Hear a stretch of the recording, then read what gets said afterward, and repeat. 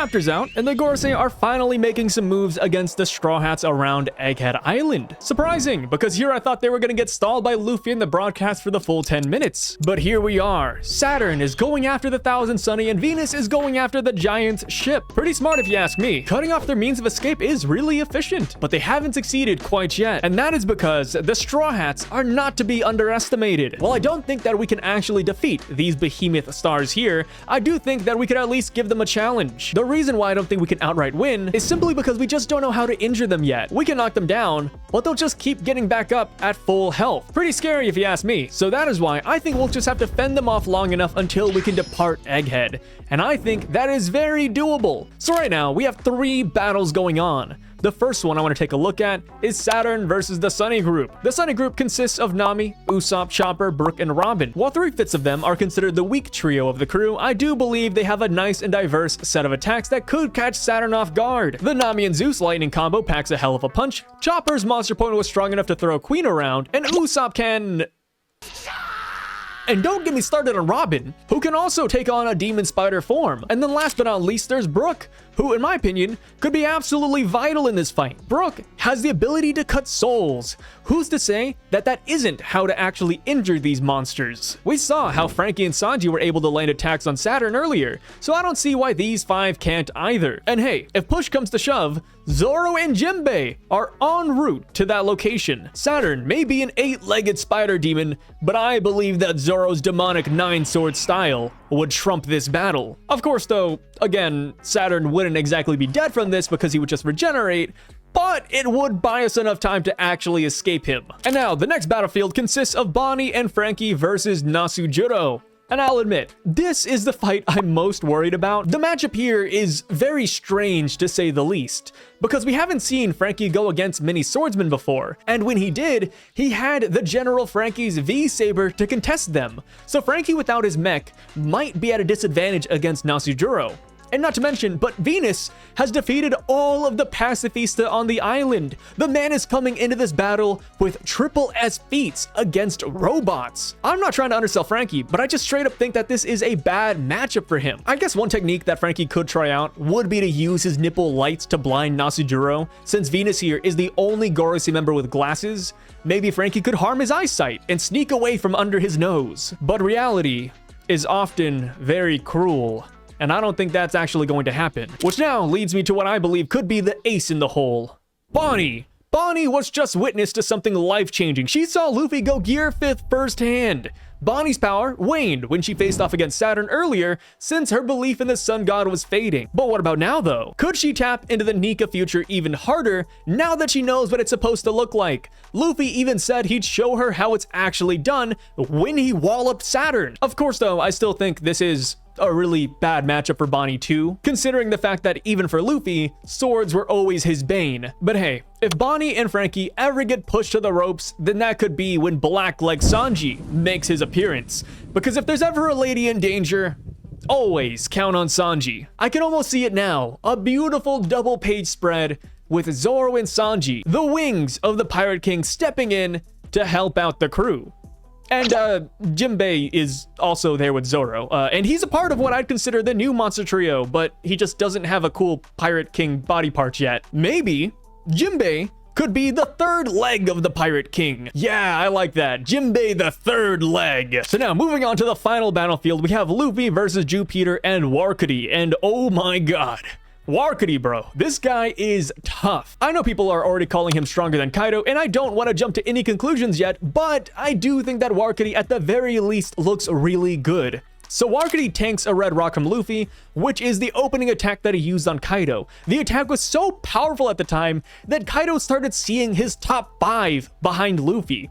Big Mom was even concerned for a brief moment. And yeah, Kaido was nowhere near the peak of power at the time since he was in base form, but it still knocked him off his feet. Warkody tanked it and actually managed to harm Luffy in the process. Don't get me started on Jupiter and his giant worm sucking. I've never seen a worm suck as hard as Jupiter. The Giants even were being pulled back by the force of this guy's game. That being said though, I do think that Luffy, alongside Dorian Brogy, would win this skirmish, especially since the ancient robot should be nearby here on the ground level of Egghead Island. That ancient robot will absolutely be a game changer no matter where he goes. So you might be wondering it, because I am wondering it too. But what the hell is up with these matchups? While all the Straw Hats and Gorosei don't have destined opponents on the opposing side, normally, Zoro always fights against other swordsmen. That is pretty much how it's been throughout the entirety of One Piece. Hell, ever since Venus was first introduced, people knew him versus Zoro would be a thing. And then, when you add in the theory that Venus could have a supreme grade blade, or even the Shodai Katetsu, it gets even spicier. So yeah, it might be shallow, but the fact that Zoro and Venus aren't currently squaring up right now makes me believe that Oda is saving the finale of the Gorosei fights for later. Which now brings us to the topic of today's video, because all of that was simply a prologue for who I think the Straw Hats' Gorosei opponent will be. People have been bringing up this topic with the Blackbeard Pirates for ages now, but I think we need to step up our game and talk about the Straw Hat Gorosei matchups. So, one stipulation though, but I'm not going to be including Luffy here, simply because I believe that while his crew is fighting the Gorosei, he'll be going against Imu. So that would leave the Elder Stars in the hands of his crew. And since there are 9 Straw Hats and 5 Gorosei, I'm going to pair them up so each battle will be a 2v1. So the first and most obvious matchup for me would be Zoro and Brook versus Venus. I already talked about most of my Zoro reasonings earlier on, so I'll save you some time and not repeat myself. But the one thing I do want to add on to Zoro versus Venus is that while Zoro was in Wano, a lot of people called Zoro Juro. And that just kind of happens to fall in line with Nasujuro's name. I feel like Oda might have been hinting at some deeper connection between these two all along. So now for Brook. I threw Brook into this fight because Brook is the only other swordsman of the crew, and because he and Venus share some similarities, like the fact that they're both skeletal, which makes them both extremely quick on their feet. Venus lapped the entirety of Egghead Island in the span of a chapter, and Brook, on the other hand, is so fast that he can run on water. Venus, just like Brook, can even use the chill of the underworld. I believe that Brook could perhaps learn or even school Venus when it comes to that aspect. Another reason I really like the Zoro and Brook team up is because that is also the duo we got back on Thriller Bark, where we saw them go against Ryuma one by one. The next matchup I want to talk about would be Sanji and Usopp versus Mars. I think this matchup could be pretty solid for Sanji since he is the only Straw Hat that can fly with ease, making him quite viable against Mars's Itsumade form. There's also the strange tie-in with Mars's Marijois silhouette looking somewhat akin to Jerma's bird symbol too, so just like Zoro and Nasujuro, I feel like there could be a deeper tie between Vinsmoke Sanji and Marcus Mars. As far as why I picked Usopp for this matchup, it's because of the Itsumade yokai lore. So in mythology, the Itsumade was actually slain by an archer. Usopp could be the One Piece version of that archer and land the finishing blow on this feathery monstrosity. Also, Usopp is just a great Straw Hat in general when it comes to long distance fights, and since Mars will most likely be airborne the entire battle, he just fits in here like a glove. So I just want to apologize for this next matchup because it is a little bit headcanon-y, but hey, I needed a 10th Straw Hat to fill up the 2v1s evenly. So I included Yamato on the Straw Hat team, and for good reason, might I add, because the next opponent on this list is Warcudi. If there was a 2v1 against this boar yokai, then I believe that the duo that would tackle him would be none other than Yamato and Nami. The reason I picked Yamato is because of the mountain god from Wano. Yamato loves Odin's journey and has read through his journal multiple times, so surely she knows about the story where Odin defeated the mountain god, which, if you recall, was a giant white boar. Yamato could see the fight against Warcudi as a chance to recreate Odin's tale. Plus, with all the debate around Warcudi versus Kaido tanking the Red Rock attack, it would be pretty funny if Yamato were to step in as Kaido's son or daughter and show Warcudi who is boss. As far as why I paired Nami with Yamato, it's more of a flimsy reason.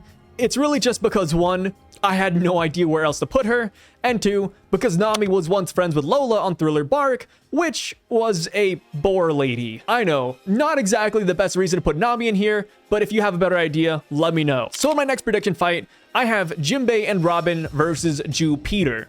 And yeah, I kind of just threw this matchup together too. Jinbei's Fishman Karate could work really well against Jupiter's sand. I mean, I know that Jupiter hasn't used any sand attacks yet, but he is a sandworm. So maybe if he does whip out the sand abilities, Jinbei could counter him, because we all know what water did to Crocodile, and that guy was all about the sand. As far as Robin goes, I think she'd get really grossed out by how Jupiter looks with his really strange looking teeth and would want to kill him. Like, why did Oda give this guy perfect straight white teeth? I mean, let's just stop for a second and think about what his hybrid worm-human form would even look like. A little bit of a tangent, but speaking of hybrid forms, it does make me wonder what all of the Gorosei's hybrid forms would even look like. So far, we've only seen Venus and Saturn's half-human yokai form, but as far as Mars, Jupiter, Mercury goes, that's still a mystery. So, last fight now, we have Frankie and Chopper versus Saint Saturn. And trust me, this time I have better reasonings than the Jupiter fight. So, with Saturn being the god of scientific defense, I think he'll end up having some crazy robotic creations in tow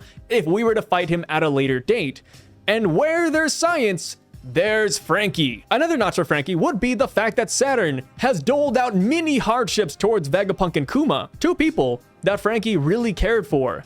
This could be a beautiful revenge match for our perverted cyborg. And now, for the last Straw Hat to justify, Chopper. I think this is another easy one to argue for. Chopper is all about curing people's ailments. Saturn is all about giving people diseases in the name of science and then throwing them away. That right there is something that Chopper would just never tolerate. Chopper would get very angry if he knew what happened, so I do think that Chopper would want to lay the smackdown on Saint Saturn. And also, if you add in the fact that Saturn has poison-based attacks, then yeah, Chopper would fit in here really well since he is a doctor. So yeah, those are my dream Straw Hat versus Gorosei matchups, and honestly, I feel pretty good about them. The one hangup I have though is that we still don't know why they're numbered the way they are. Like Jupiter is number 1, Venus is number 2, Warkity is number 3, Mars is 4, and Saturn is 5. Usually numbers correlate to strength in anime, and even all the time in One Piece, but for them, I honestly don't know. But yeah, that mystery aside, who do you guys think the Straw Hats will fight in the future when it comes to the Gorosei? Let me know down below, and I'll catch you guys later. Sai, signing out.